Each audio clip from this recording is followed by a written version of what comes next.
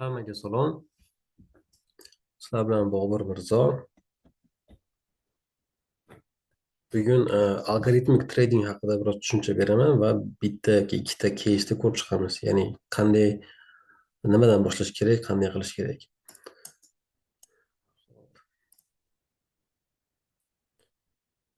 Men keyinroq tashlab qo'yaman.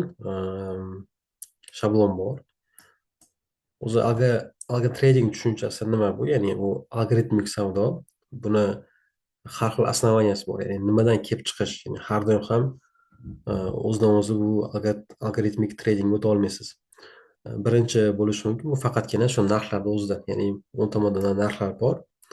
Shu narxlarni основанияsidan kelib chiqqan holatda savdo qilsa bo'ladi. Ya'ni misol sizda qanaqadir narxlar bor, допустим, har bir 50 dollar yoki 50 punktda short yoki long qilish mumkin va o'sha narx ketishiga qarab lotlarni to'g'irlash kerak. Ya'ni risk va money management to'g'irlaysiz.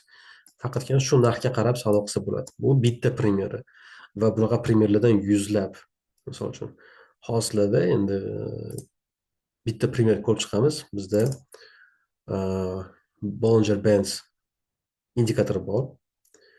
Shu indikatordan foydalansa bo'ladi. Mana shu nima deydi?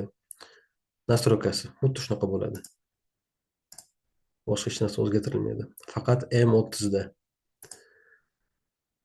qanday ishlaymiz? Bollinger Bands misol shunaqa indikator.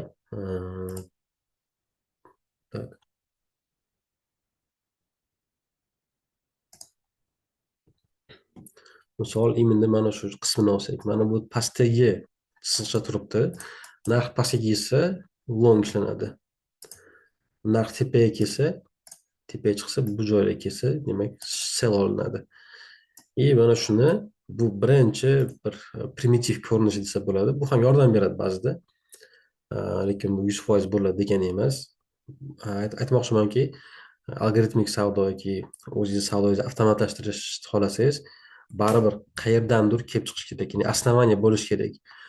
Основание misol uchun deyapman, Bollinger, bu indikator.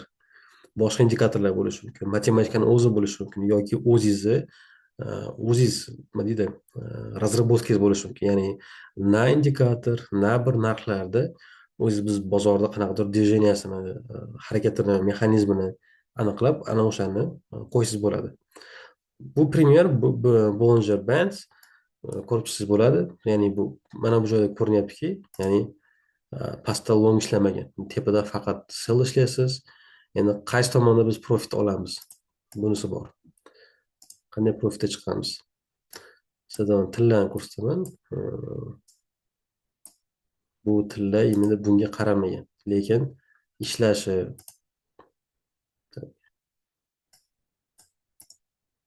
qanday ishlashini ko'rishingiz mumkin. Misolda.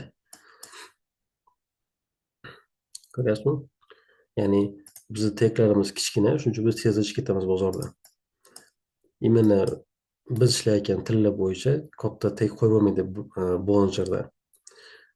Ayrim traderlar bor, Bollinger bilan ishlaydiganlar, ular tepaga tushib turadi. Misol uchun, именно mana shu joyda kirgan bo'lsa, deylik, o'rtadagi liniyadan o'tgandan keyin chiqib ketish mumkin. Oxirigacha borishni kutmaydi.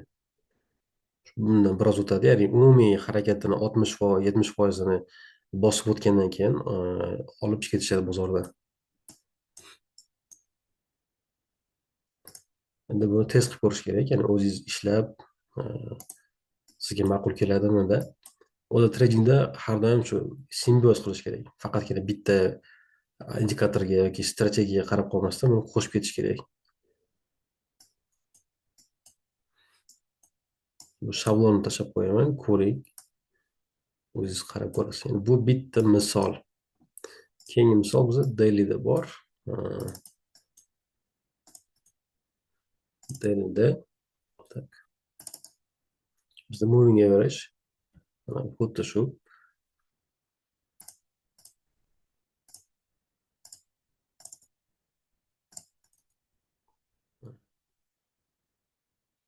Qorasi narigisi 20.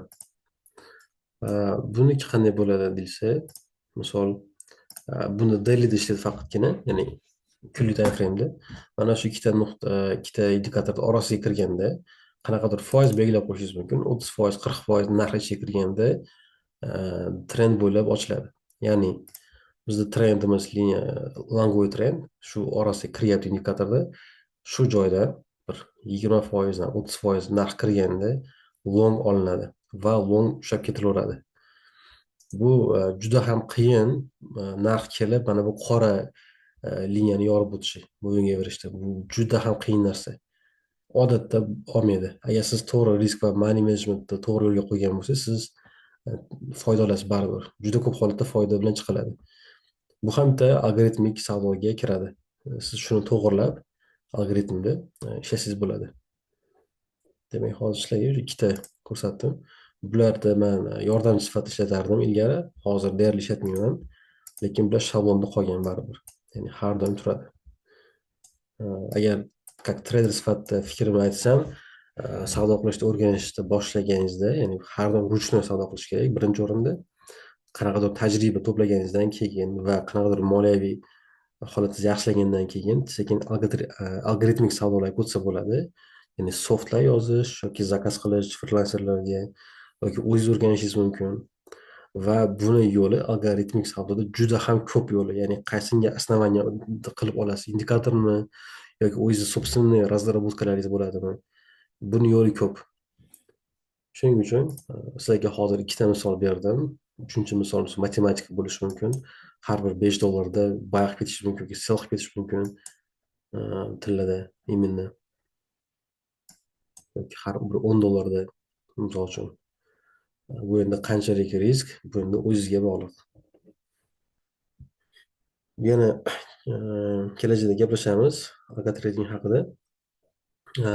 Algo tradingni katta plyusi oxiri aytib o'taman.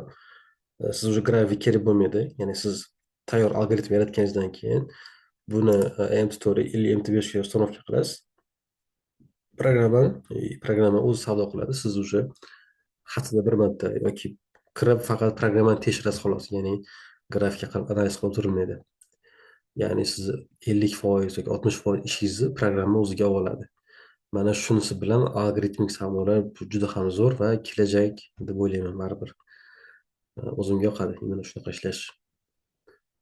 Yoki 100% bo'lmasa ham o'ziga qo'shimcha yordam sifatida, ya'ni sovetnik, ekspert sifatida foydalansa bo'ladi.